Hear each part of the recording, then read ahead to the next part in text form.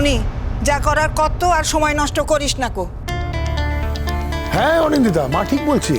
আরে চটপট সবটা করো, যদি প্রোগ্রামটাই বানচাল হয়ে যায়, তাই না? তার চেয়ে ভালো শুরু করে দাও। প্লিজ উপা, এখানে এই বাড়িতে আজকে আর কোনো সিন ক্রিয়েট করো না প্লিজ। বাবা, আমি সিন করছি? যা সিন এখানে চলছে, যা সিনারিও, মানে এত সুন্দর সাজানো, তারপরে আমি যাই করি কোনোটাই টিকবে না গো Anindita. Excuse me, what is your problem? আমাকে বলছেন ম্যাডাম? হ্যাঁ, আপনাকেই বলছি। আপনি একটা সোজা ব্যাপারকে কেন এভাবে কমপ্লিকেটেড করার চেষ্টা করছেন, একটু বলবেন? আচ্ছা, কোনটা সোজা ব্যাপার বলুন ম্যাডাম, আমি ঠিক বুঝতে পারবো না। আর আর কোনটা ঘোরানো পেঁচানো, আমি কোনোটাই বুঝতে পারছি না, কোনটা সহজ? মাসির ইচ্ছে হয়েছে, সেই জন্য মাসি আমাকে আশীর্বাদ করছেন। এটা নিয়ে তো কথার কি আছে? হ্যাঁ, তাই তো হওয়ার কথা। কিন্তু কি জানেন, আমার না খুব একটা এক্সপিরিয়েন্স নেই এই ব্যাপারে। খুব মিডল ক্লাস বাঙালি পরিবারে মানুষ হয়েছে তো, মানে এই ধরুন, এই যে মাসিমা দ্বিতীয় পক্ষের পুত্রবধূকে আশীর্বাদ করবেন, তার জন্য সারা পাড়া ডেকে পাঠিয়েছেন, ঢাকঢোল বাজিয়ে আশীর্বাদ করছেন। এটা না আমার আগে দেখার খুব একটা অভিজ্ঞতা হয়নি। আর আমি এখানে কমপ্লিকেশনটা কোথায় করলাম সেটা আমি ঠিক বুঝতে পারছি না ম্যাডাম। শুনুন, আপনি না খুব ভালো করে জানেন যে আপনি কি বলছেন আর কি করছেন।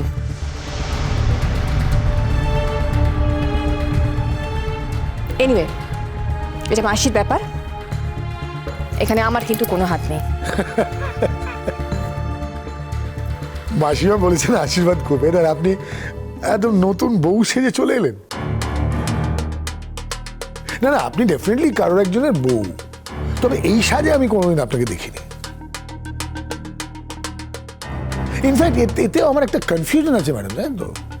আমি কখনো কখনো ভাবি যে আপনি সত্যি কারোর বউ, না আনম্যারিড। মানে? না, সিম্পল এটা কিন্তু কমপ্লিকেটেড না, খুব সিম্পল। মানে আপনি যদি মাঝে মধ্যে এরকম করে সাজতেন, তাহলে হয়তো তাও বুঝতাম যে আপনি কারোর স্ত্রী। তখন once in a blue moon এরকম নতুন বউ মতন সাজলে তার তো চটপট একটা যে সামনে হবে তাকেই স্বামী মানিয়ে নিতে হবে, তাই না? উপল, তুমি চুপ করবে? ও মাই গড, তুমি আবার রেগে যাচ্ছ কেন? ভুল বললাম কিছু?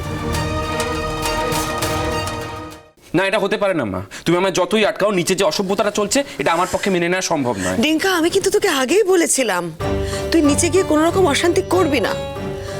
তোর যদি অসুবিধা হয় তুই সকালবেলায় বাড়ি থেকে বেরিয়ে যেতিস। আশ্চর্য, তুই বাড়িতেও বসে থাকবি, আবার নিচে গিয়ে ঝগড়া অশান্তি করবি।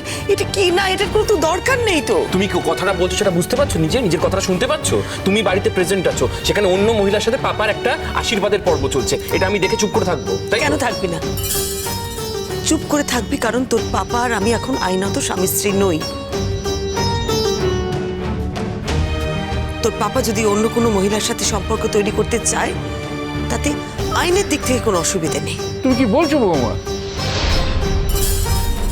আইনত কোনো বাধা নেই বলে আরেকটি বিবাহিত মেয়ের সাথে সে সম্পর্ক স্থাপন করবে? বাবা, সেটা ওরা ঠিক করুক না। ওরা দুজনেই প্রাপ্তবয়স্ক, যথেষ্ট শিক্ষিত, আর আইনের দিকটা ওরা ঠিকঠাক বোঝে। তো ওরা যেটা ঠিক করবে সেটাই করুক। তাছাড়া বাবা, আজ তো ওদের বিয়ে হচ্ছে না, আশীর্বাদ হচ্ছে। একজন আরেকজনকে আশীর্বাদ করতে চাইতেই পারে। মা, আমি না এসবের ধার ধারি না।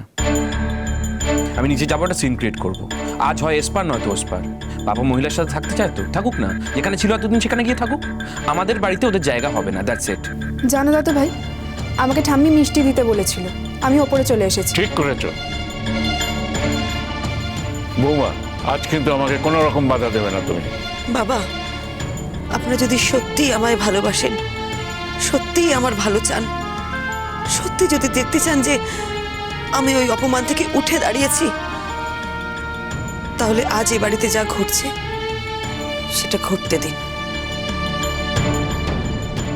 আমি সত্যিই চাইছি যত তাড়াতাড়ি সম্ভব ওদের বিয়েটা হয়ে যাক। আপনার ছেলে এতদিন কয়েনের একটা পিঠ দেখেছে, এবার ওর কয়েনের উল্টো পিঠটা দেখা দরকার। সেটা দেখা ওর পক্ষে খুব প্রয়োজনীয়। আসলে কি জানো তো বৌমা, বুয়াকে একদিন আত্মহত্যা করতে হবে। বাবা, এসব আপনি কি বলছেন? আমি একদম ঠিক কথা বলছি। ওই মহিলার সাথে থাকতে পারবে না। দাদুভাই ঠিক বলেছে মা, এখনই তো এত ঝামেলা হচ্ছে।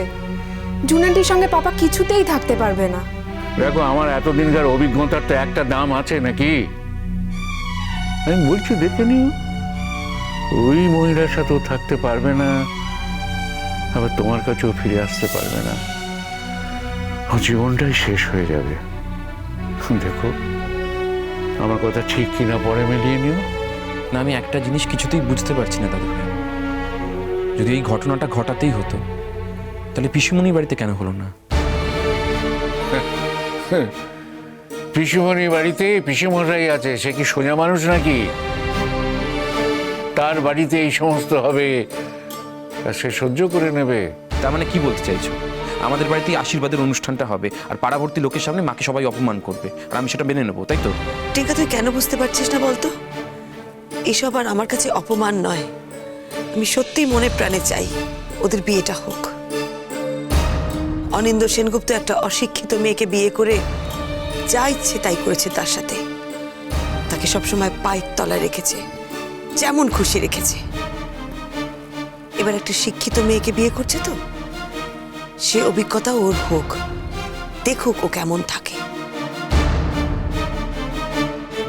বলছি যে বাবা, আমি কিন্তু নিচে যাব, আর আপনিও আমার সাথে যাবেন। আমাকে আর এসবের মধ্যে দেখো না মা, ওখানে গেলে আর আমি মেজাজ ঠিক রাখতে পারবো না। বাবা, আমি যদি আমার মেজাজ ঠিক রাখতে পারি, তাহলে আপনাদের মেজাজ ঠিক রাখতে অসুবিধাটা কোথায় আমি বুঝতে পারছি না।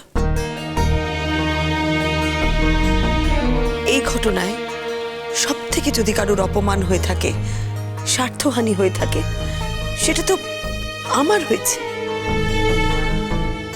সেই আমি যদি তার থেকে উঠে দাঁড়াতে পারি, তাহলে আপনারা কেন পারবেন না? আপনাদের থেকে এইটুকুনি সাপোর্ট চাইছি আমি, এইটুকুনি আমাকে দেবেন না?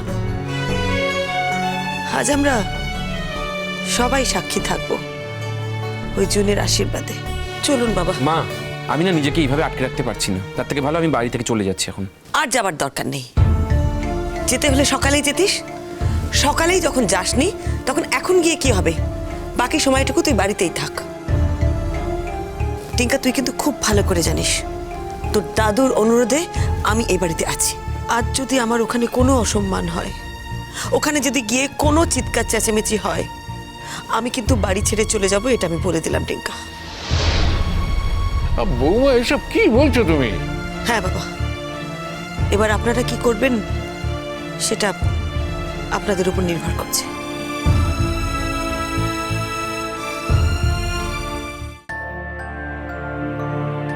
জুন, এসো, বসো তো,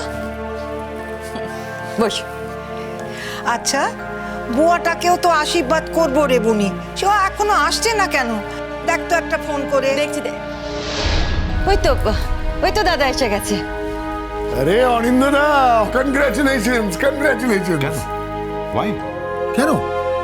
তোমার এমন একটা দিন, যে দিনটার জন্য তুমি অপেক্ষা করেছিলে, আজ সেই দিন। হ্যাঁ, আর তুমি বলছো কেন কনগ্রাচুলেশনস? অফকোর্স লিগ্যালিটির একটু অভাব আছে, কিন্তু তুমি যা স্মার্ট মানুষ, ঠিক ম্যানেজ করে নেবে। আর এদিকে মা তো একদম হাসপাস করছিল তুমি আসছো না দেখি। দেখো কি সুন্দর আয়োজন করেছে তোমার জন্য, এই আসন বসিয়েছে, তোমাদের দুজনকে আশীর্বাদ করবে মা নিজের হাতে, আর তোমার দেখাই নাই। এটা হয়?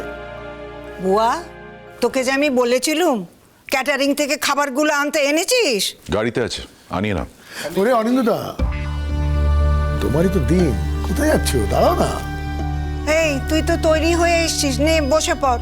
জুন বেচারি কখন থেকে বসে রয়েছে না খেয়ে, আমি ওকে আটকে রেখেছি। এমন একটা শুভ দিনে প্রথমে ওকে আশীর্বাদ করব, তারপর ও খাবে।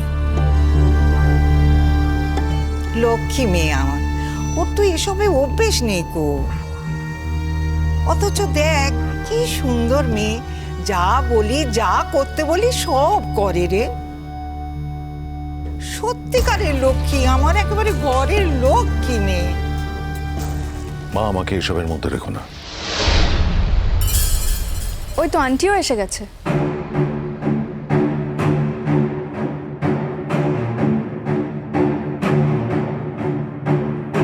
কি আশ্চর্য, তোরা আমাকে ধরে আছিস কেন? আমাকে ধরে থাকার কোনো দরকার নেই। ছাড় ছাড়, আমি ঠিক আছি।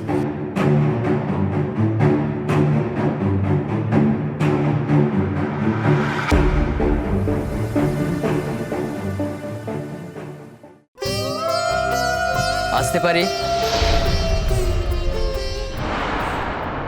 তুমি এখানে? এখনো পর্যন্ত তুমি আমার বিবাহিত বৈধ স্ত্রী, তাও তুমি আর একজনের স্ত্রী হবার জন্য আশীর্বাদের পিঁড়িতে বসছো। আসলে ব্যাপারটা ব্যাপারটা এবার পুলিশ তদন্ত করুক।